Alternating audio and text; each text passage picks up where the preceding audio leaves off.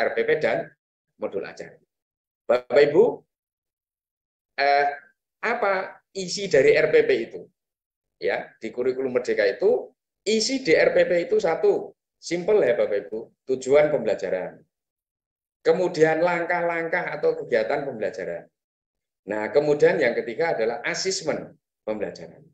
Ya, ini komponen minimum yang ada di dalam RPP. Sehingga RPP itu tidak usah terlalu panjang. 3 komponen ini yang minimum ini yang perlu di RPP. Nah, kalau di modul ajar itu komponen minimumnya yang harus ada adalah satu, tujuan pembelajaran, kemudian langkah-langkah pembelajaran, kemudian rencana asesmen ya untuk di awal, jadi asesmen awal ya di awal pembelajaran.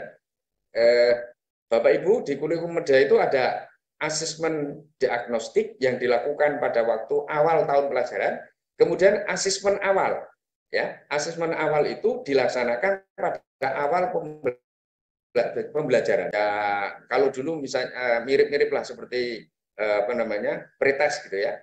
Kemudian yang selanjutnya apa? Rencana asesmen akhir. Rencana asesmen akhir yaitu dilaksanakan untuk mengecek tercapaian tujuan pembelajaran ya setelah kita melakukan proses pembelajaran. Kemudian yang selanjutnya adalah media pembelajaran. Itu yang ada di modul.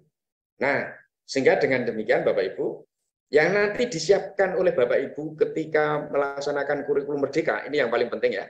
Satu, sekali lagi saya ingatkan, capaian pembelajaran, tujuan pembelajaran, alur tujuan pembelajaran, dan yang keempat, RPP atau modul ajar.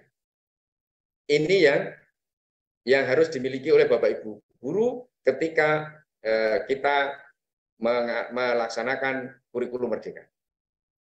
Nah, oke, Bapak Ibu, di kurikulum Merdeka itu, di kurikulum Merdeka itu, tadi saya sampaikan, ada yang namanya adalah asesmen diagnostik. Asesmen diagnostik itu dilaksanakan pada waktu awal tahun pembelajaran.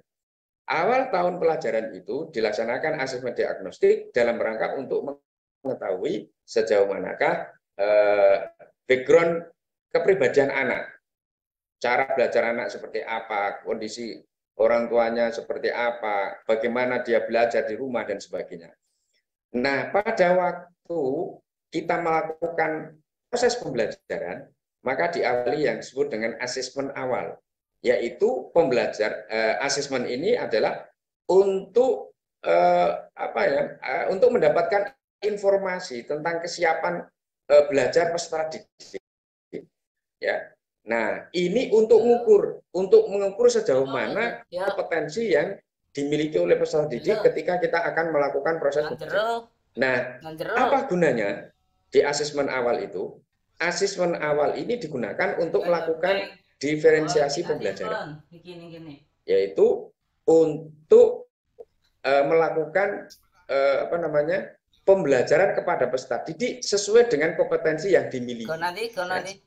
Maka di dalam istilah baru di kurikulum Merdeka ini ada yang namanya pembelajaran berdiferensiasi, yaitu pelaksanaan pembelajaran yang disesuaikan dengan keadaan peserta didik, tetapi dengan tetap memberikan hak pendidikan yang sama untuk semua peserta didik sesuai dengan kebutuhan dan perbedaan peserta didik itu.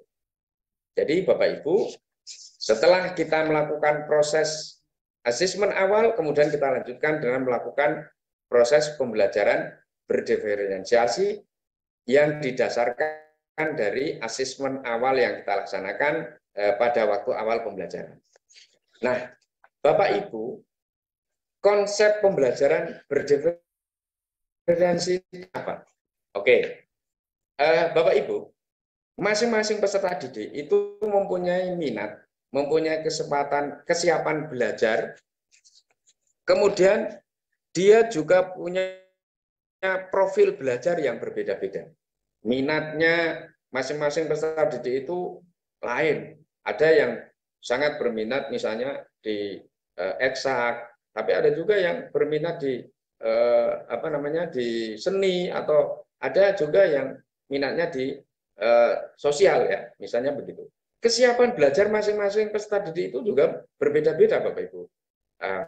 Ada yang dia sudah mampu ya, karena dia pinter di mata pelajaran fikih, karena mata pelajaran fikih ini kan ya untuk mata pelajaran agama misalnya fikih, akidah, akhlak ini kan materinya hampir sama.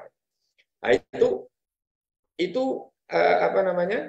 Mereka itu karena sudah pinter, maka dia punya kompetensi.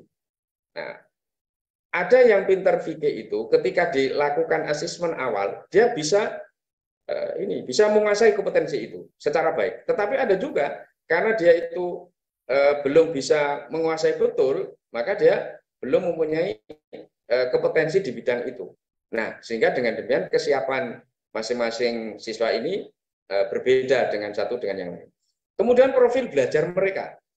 Ada yang dia itu memang karena fasilitas di rumahnya itu punya kesempatan karena orang yang mampu misalnya punya kesempatan belajar yang lebih banyak.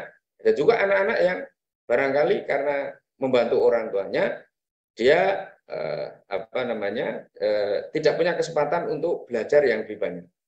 Nah, sehingga disinilah keragaman peserta didik. Ya, jadi masing-masing peserta didik itu punya keragaman yang berbeda-beda. Nah, Bapak Ibu, maka ketika kita sudah mengetahui itu, maka di dalam diferensi pembelajaran itu kita bisa melakukan diferensiasi pembelajaran melalui konten, ya. Konten. Misalnya ketika kita memberikan pembelajaran pada anak dari sisi materi, karena materi anak yang tadi dikuasai berbeda-beda, maka disinilah kita bisa memberikan treatment kepada masing-masing anak itu yang berbeda-beda dari sisi materinya. Kemudian dari sisi prosesnya, proses pembelajarannya yang disesuaikan dengan kemampuan. Karena mungkin anak-anak itu ada yang memahami praktek sholat, ya, praktek sholat. Ada yang sudah memahami secara baik, tetapi ada juga yang belum memahami. Nah, ini ada perbedaan ketika kita melakukan proses pembelajaran. Kemudian dari sisi produk, ya, dari sisi produknya, ada anak yang sukanya itu apa ya, menulis, ya, menulis ya. Ada juga anak yang dia itu lebih suka berbicara. Ada juga anak yang suka menggambar. Nah, berarti ketika kita mau melakukan proses pembelajaran berdiferensiasi itu, maka disesuaikan dengan produk yang dihasilkan oleh anak itu. Ketika anak yang suka apa namanya berbicara, maka bisa juga nanti kita memberikan tugas atau memberikan apa itu pembelajaran itu dengan cara misalnya dia bikin podcast atau dia berpidato, atau anak yang suka dengan menggambar itu kita suruh anak-anak ini untuk membuat produk, poster dan sebagainya. Kemudian yang selanjutnya dari lingkungan, diferensi lingkungan belajar. Antara satu dengan anak itu lingkungan belajarnya disesuaikan dengan minat peserta didik. Ya, misalnya pada mata pelajaran bahasa Inggris, pendidik dapat melakukan diferensi lingkungan belajarnya peserta didik, seperti peserta didik yang menyukai teknologi yang maka disediakan komputer atau tablet untuk membuat infografis atau mendengarkan audio. Tapi bagi peserta didik yang gemar membaca, maka dia diberi kesempatan untuk membaca itu di perpustakaan. Dan bagi mohon izin Pak Sis, waktunya tinggal 2 menit Pak Sis. Oke, terima kasih Pak Taufik. Ini agak cepat sekali. Kemudian peserta didik yang menyukai seni, maka dia diberikan kesempatan untuk mengimplementasikan tulisan itu dalam bentuk seni.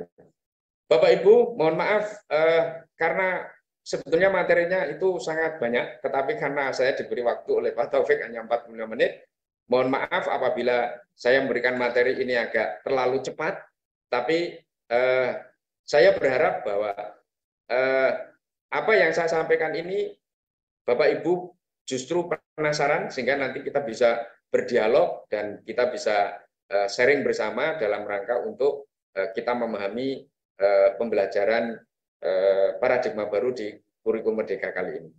Saya kira itu Bapak Ibu sekalian, mohon maaf atas segala kekhilafan dan nanti akan kita lanjutkan dengan sesi diskusi tanya jawab dan saya kembalikan pada Pak Taufik.